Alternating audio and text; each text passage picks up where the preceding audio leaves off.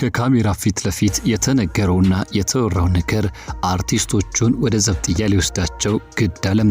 የአርቲስት ገነት ንጋቱ አነጋጋሪ ቃለ መጠይቅና የወንጌል አማኞች ካውንስል ቁጣ የተመለከተ መረጃ በዛሬው የጥበቡ ዓለም ጉዳያችን የምንቃኝ ሆናል። ከወራት በፊት በአርቲስት ነጻነት ወርቅነህ ህልፈት ተከትሎ ከሱ ጋር በተገናኘ ስሟ በብዙ ሲነሳና ስትተች የቆየችው አርቲስት ገነት ንጋቱ አሁን ደግሞ በሌላ አዲስ ነገር መጥታለች። የዛሬ መረጃ ሰዓታችን የአርቲስት ገነት ንጋቱን ክስ የተመለከተ ጉዳይ ይቃኛል። በማህበራዊ ሚዲያ የመንደር ወሬና በዲጂታል ንግድ ትርምስ ውስጥም ቀይ መስመር አልተከበረም የሚል ክርክር አሁንም አዲስ ምዕራፍ እንዲከፍት አድርጓል። ለዓመታት በሚሊዮኖች የሚቆጠሩ አማኞች ሲመራ የቆየው የኢትዮጵያ ወንጌል አማኞች አብያተ ክርስቲያናት ካውንስል በእምነታችን ገጽታ ላይ ጥላሸት ተቀብቷል ሲል በታዋቂው አርቲስት ገነት ንጋቱና እንዲሁም ደግሞ ከእርሷ ጋር ቃለ መጠይቅ ባደረገው አርቲስት አንተነህ ተርቆ ላይ ክስ መክፈቱን ተከትሎ የዲጂታል ዓለም መነጋገሪያ ሆኗል። ከዚህ ቀደም በታዋቂ አርቲስቶች ሞትና በቤተሰብ የግል ህይወት ዙሪያ በምትሰራቸውና በበርካቶች ዘንድ እይታ የሚያገኙ ፕሮግራሞቿ አነጋጋሪ የነበረችው ገነት ንጋቱ በዚህ ቃለ መጠይቋ ያነሳቻቸው ጉዳዮች ከባድ የህግ መተላለፍ ታይቶባቸዋል ተብሏል። የወንጌል አማኞች ክብር ተደፍሯል የሚለው የካውንስሉ ቁጣ ለዲጂታል ንግድ ሲባል የማይነኩ እሴቶች የተሸረሸሩ ነው የሚለው የብዙዎች ትችት የገጠመው ጉዳይ ሆኗል። የዛሬ መረጃ ሰዓታችን ከዚህ ጋር በተገናኘ ዝርዝሩን ይቃኛል። እስከ ፍጻሜ አብራችሁን ቆይታ እንድታደርጉ ስንጋብዛችሁ ይህ ኢትዮ ግሎባል 360 ኒውስ መሆኑን ማስታወስ ነው።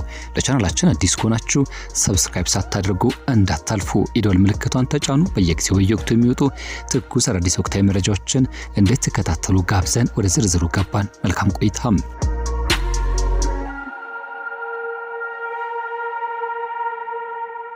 በኢትዮጵያ የወንጌል አማኞች ዘንድ ከፍተኛ ተሰሚነት ያለውና የእምነት ተቋማቱን በጃንጥላነት የሚያስተባብረው የኢትዮጵያ ወንጌል አማኞች አብያተ ክርስቲያናት ካውንስል ሰሞኑን በማህበራዊ ሚዲያ በተሰራጨ ቃለ መጠይቅ ሳቢያ የተፈጠረውን ቅሬታ ተከትሎ ጉዳዩን ወደ ሕግ ይዞ እንደሄደ አስታውቋል። ካውንስሉ ይህን እርምጃ የወሰደው በእምነቱና በአገልጋዮቹ ላይ ጥላሸት የመቀባት ብሎም ስም የማጠልሸት ድርጊት ተፈጽሟል በሚል ሲሆን ጉዳዩ በአሁኑ ወቅትም በመላው ሀገሪቱና እንዲሁም በዲጂታሉ መንደር አነጋጋሪ ሆኗል። የክሱ መነሻ የተፈጠረው እዚህ ጋር ነው። ተጠበቀው ቃለ መጠይቅ የውዝግቡ መነሻ ሲሆን አርቲስት ገነት ንጋቱና እንዲሁም ደግሞ ተዋናይ አንተነህ ተርቆ ባደረጉትና በተለይም በአርቲስቷ የዩቲዩብ ቻናል በተሰራጨው ቃለ መጠይቅ ላይ በርካቶች ጉዳዩን ሲነጋገሩበት ነበር። ካውንስሉ ባወጣው መግለጫ በዚህ ቃለ መጠይቅ ሁለቱ ግለሰቦች መካከል በተደረገው ንግግር ለእምነቱ ተከታዮች ካላቸው ጥላቻ በመነሳት የአማኙን ማህበረሰብ መንፈሳዊ ገጽታና ክብር የሚነኩ ንግግሮችን አሰራጭቷል ብሏል። ካውንስሉ አክሎም በማንኛውም የሙያ ዘርፍ ውስጥም ጥፋት ሲኖር ግለሰብን ለይቶ መውቀስ ወይም ደግሞ በሕግ መጠየቅ ሲገባ በደፈናው የእምነቱ ተከታዮችና አገልጋዮችን በጅምላ መወንጀል ሆነ ተብሎ የተፈጸመ ተቋማዊ ገጽታ ለማበላሸት የታለመ ድርጊት ነው ሲል ገልጸዋል። በተለይም የተጠቀሱት ክሶች እውነት ከሆኑ አጥፊው አገልጋይ በስም መጥቀስ ሲገባው ይህ ሳይደረግ መቅረቱ ክሱን ዓላማ አጠራጣሪ ያደርጋል ሲል ካውንስሉ ወቅሷል። የአርቲስት ገነት ንጋቱ የቀድሞ ዝግቦችና እንዲሁም የዲጂታሉ ዓለም አነጋጋሪ ጉዳዮችን ለትውስት ያክል እናንሳ።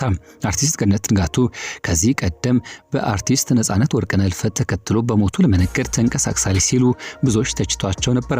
አርቲስቷ ከዚህ ቀደም ከታዋቂ አርቲስት ነጻነት ወርቅነህ ህልፈት ህይወት ጋር በተገናኘ ስሟ በሰፊው ሲነሳ እንዲሁም ስትተች ነበር። የአርቲስቱን ሞት ለዩቲዩብ የንግድ ትርፍና ለግል ዝና ተጠቅማበታለች በሚል ብዙዎች ተቹ ነበር። የቤተሰብ ሪያሊቲ ሾው ይዛ የምታቀርበው አርቲስት ገነት ንጋቱ የቤተሰቧን የግል ህይወት የተመለከተ ፕሮግራም ማዘጋጀት ሂደት ለህዝብ እይታ ስታቀርብም ለገንዘብና ለዝና ሲባል የማይነኩ ማህበራዊ እሴቶችን ለዲጂታል ገበያ አቅርባለች የሚሉ ትችቶችም ሲቀርቡባት ነበር። እነዚህ ክስተቶች ተዳምረው አርቲስቷ ይህኑ የዲጂታሉ መንገድ ባልተገባ መልኩ ተጠቅማለች የሚል ስያሜ እንዲሰጣት አስገዷል። አሁን የመጣው የካውንስሉ ክስም የዚሁ ያልተገደበ የዲጂታል አጠቃቀም ውጤት ነው የሚሉ ብዙዎች ናቸው። የካውንስሉ ጥብቅ ማስጠንቀቂያ በዋነኛነት በሁለቱ ግለሰቦች ላይ ክስ ከመስረት ባለፈ ሌሎች የማህበራዊ ሚዲያ እንቀሳቃሾችም ጥብቅ መልእክትን አስተላልፈዋል። ሙያዊ ስነ ምግባርን ባልተከተለ መንገድ ለንግድ ወይም ለግል ጥቅም ሲሉ የእምነት ተቋማትና አገልጋዮችን ስም የሚያጠለሹ አካላት ከድርጊታቸው ሊቆጠቡ ይገባል ብለዋል። ተቋሙ በህግ የጀመረው እንቅስቃሴ የእምነቱን ክብር ለማስጠበቅ የሐሰት ወሬዎችን ለመግታት ያለመ መሆኑን ገልጾ ጉዳዩን እስከ መጨረሻው እንደሚከታተልና እንዲሁም ለህዝብ እንደሚያሳውቅ አስታውቋል። የህዝብ አስተያየትና ቀጣይ ሂደቶች በተመለከተ ማህበራዊ ሚዲያ በርካቶች ሐሳቡን ሲቀባበሉት ነበር። አንዱ ተቋማዊ ክብር መከበር አለበት፣ በጅምላ መወንጀል ይቁም የሚል ሲሆን የካውንስሉ እርምጃ ሲደግፉ፣ ሌሎች ደግሞ ሐሳቡን በነጻነት የመግለጽ መብት ሊከበር ይገባል ሲሉ ሐሳባቸውን ያነሳሉ። የዜና እስከተጠናቀረበት ጊዜ ድረስ ታዲያ አርቲስት ገነት ንጋቱ ሆነ እንዲሁም ተዋናይ አንተነህ ተርቁ ስለቀረበባቸው ክስ በይፋ የሰጡት ምላሽ የለም። ለመሆኑ ጉዳዩን ወደ ሕግ የወሰደውና ካውንስሉ እንዲቆጣ ያስገደደውና በቃለ መጠይቁ ላይ የተነሳው ሐሳብ ምን ይሆን? በጥቂቱ እንንገራችሁ። በተለያዩ ማስታወቂያዎች፣ ፊልሞችና በቴኳንዶ ብሎም በሞዴሊንግ ስራዎች የሚታወቀው አንተነህ ተርቁ በቅርቡ የዲስክ ወይም ደግሞ የወገብና እግር ህመም ገጥሞት ከቤት በዋለበትና በከፍተኛ ዲፕሬሽን ወይም ድብርት ውስጥ በነበረበት ፈታኝ ጊዜ ያሳለፈውን አሳዛኝ ገጠመኝ ለአርቲስት ገነት ንጋቱ በነበራቸው የቃለ መጠይቅ ሂደት አንስቷል። ሰው በህመሙና በችግሩ ጊዜ መጽናኛ ሲፈልግ እሱ ግን መልኩንና አቋሙ ማየት ብቻ ወደማይሆን ተመሳሳይ ጾታ ፍላጎት ሊያስገባው የሞከረ ሰው መኖሩን አንስቷል። ያም ሆኖ ግን የሰውየው ማንነት ከመግለጽ ተቆጥቧል። እጸልይልሃለሁ እፈውስልሃለሁ ማለት የቀረበው አንድ ታዋቂ ፓስተር ሳይቀር ውሎ አድሮ እኔ ወንድ ነው የምወደው አፍቅሬሃለሁ እስከ ማለት ደርሷል። ሌሎች ደግሞ ቪዛ እንላክልህ፣ የምትፈልገው መኪናና ቤት ልንገዛልን እንችላለን በማለት በሚሊዮን የሚቆጠር ብር እንዳቀረቡለት አንስቷል። አንደኛውማ አሜሪካን ሀገር ፎርም ሞልቶ አግብቶ ይወስድሃል እስከ መባል የደረሰበት አስደንጋጭ የሆነ ጊዜን እንዳሳለፈ ገልጿል። አንተነህ ተርቁ አክሎ የሁሉ የገንዘብና የቅንጦት ህይወት ገፍቶ ፈጣሪ ያወገዘውን ባህሌና ሃይማኖት የማይቀበለውን ቆሻሻ 100 ሚሊዮን ሆነ 200 ሚሊዮን ቢሰጠኝ አልሰራም፣ ራሴና ቤተሰቤን አከብራለሁ ማለት በጽናት ቆሞ ነበር። በአንድ አጋጣሚ ይህን አይነት ሐሳብ ይዞ የመጣበትን አንድ ሀብታም ጎልማሳ ትኩስ ወተት ፊቱ ላይ ደፍቶበት ጥሎት እንደወጣም ገልጿል።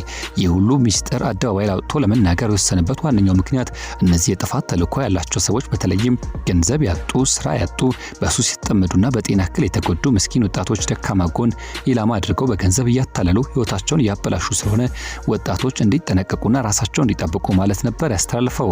ገንዘብ ያልፋል፣ ማንነትና ክብር ግን ሁሌም ከኛ ጋር የሚኖሩ ውድ ሀብቶች ናቸው ሲሉ መልእክታቸውን ያስተላልፉ አልታጡም።